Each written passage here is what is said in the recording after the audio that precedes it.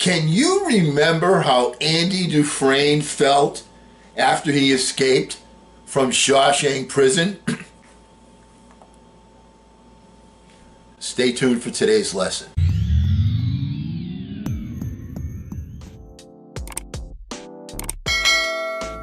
Hello again, everyone. I'm Eli's dad with Project Eli, where we educate, we lead, and we inspire. And I came across kind of a neat phrase in a video that I watched by a gentleman named Alan Watts, where he was talking about the difference between ignorance and ignorance. Ignorance and ignorance. Okay, let's talk about that for a minute, all right? Eli, I remember when you and I would go to the movies together, and the first thing is you needed the big thing of popcorn, and as we say in Boston, extra butter on that popcorn. You wanted extra butter, okay, plus you wanted a Butterfinger candy bar, all right, and Juicy Fruits and all the crap that they sell at the movies.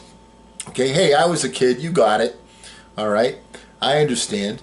So you got your popcorn. Okay, now you go to the movies, things are a little bit different. Okay, now you're not going with me, you're going with girls. You're going with girls, Eli, to the movies. And if I know you, you're probably doing move number 22 all the time, which is sitting there in the movies. You get the girl sitting next to you. You always make sure that the girl is sitting on your right, okay? Because then you can go, you know, you got to yawn, you put your arm around her, you're making the move, okay? Been there, done that, all right? But also, let's talk about the movie itself, all right? Have you ever found yourself sitting in the movie and you're watching it and you know it's a movie, all right? I mean, it's not like you're sitting there, it's not like you don't know it's not a movie. I mean, you know it's not real, you know it's, as my college professor, when I took the course, The Films of Billy Wilder in college, which was the only easy course I ever took in college. It was just existing of watching movies. He was a gentleman from England, and he always used to talk about the cinema. Okay, we're going to talk about the cinema, all right? But anyway, you're watching the movie, and you know it's a movie, and you're really getting into it. Your brain knows it's a movie, but it allows you to take part, to become an active participant. You know, if you're taking the girl there, you want to have a romantic movie, you're looking for maybe a little love scene, a little inspiration, okay, nothing wrong with that, all right? Or you go to a horror movie and you're looking to get the bejesus scared out of you, all right, because it's a horror movie, Freddy this and Freddy that and whatever, and like, oh, okay, and you know it's coming, yet what happens? You still get jolted out of your mind, you get scared, or you're watching a movie and there's a real happy ending. Like the example that always comes to mind for me is when I watch Apollo 13 and you know, they're waiting for the spaceship to come down into the atmosphere. Spoiler alert, okay? They're waiting for the spaceship to come down into the atmosphere, and they say, well, it only takes 3 minutes, and then we'll be out of the scenario where we can't communicate. They're in that communication blackout now, all right? Well, it's been 4 minutes. We still haven't heard from them, and then all of a sudden, you know, you see the spaceship coming down with the parachute, and they go, Houston, this is Apollo 13, glad to be back. And right, and everybody goes, yes, all right, you're back, they made it. All right, and I always cry, okay? I'm old, I cry, all right? I know it's coming, and I still cry. You become part of the movie, right? So what's my point with all of this?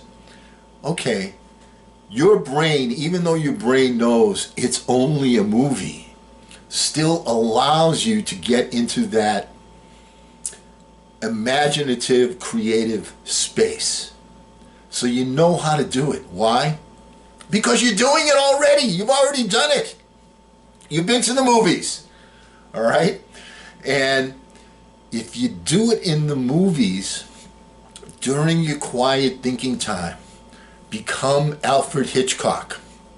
Alfred Hitchcock, aside from being an outstanding director and somebody that would always speak like, good evening, all right, was a great director, but he was very famous for always appearing in his movies, and sort of like he would walk by, or he would be, they'd show a photograph and his face would be in the photograph, all right?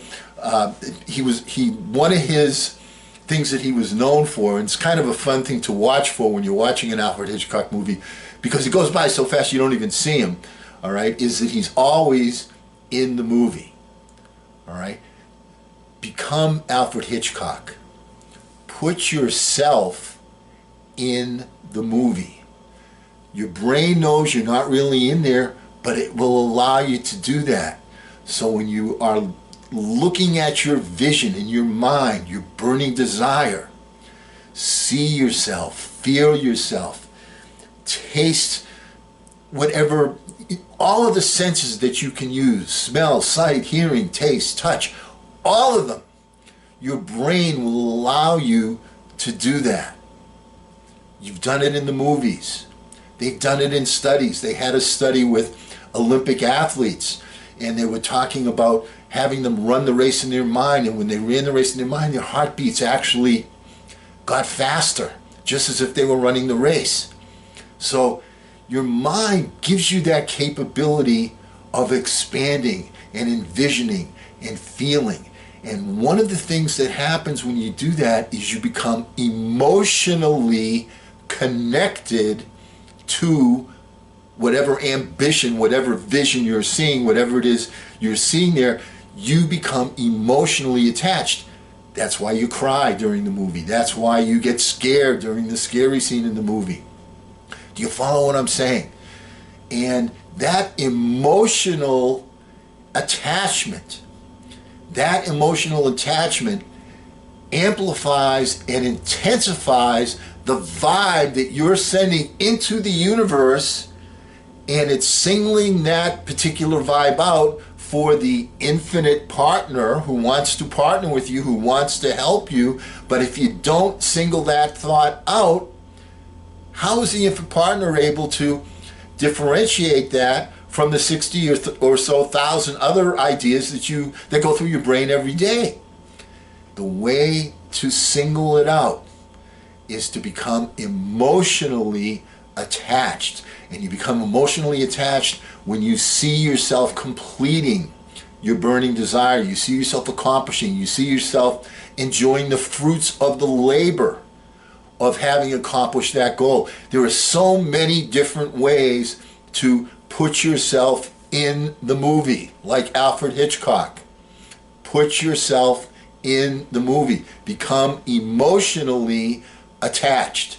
And when you become emotionally attached, that strengthens the vibe, that will amplify your manifestation desires to the infinite mind, and it will help you to open that corridor of communication between you and the infinite partner. Does that make some sense? Okay, simple lesson today. Become emotionally attached to your vision every day during your quiet thinking time. Amplify that vibe. Get the infinite partner to pay attention to your burning desire so that the infinite partner can start to give you some mind flashes or create circumstances that you can't predict or plan to help you to achieve your goals. And always remember, don't ration that passion. Fashion, as I knock things over, fashion that passion. I'm Eli's dad.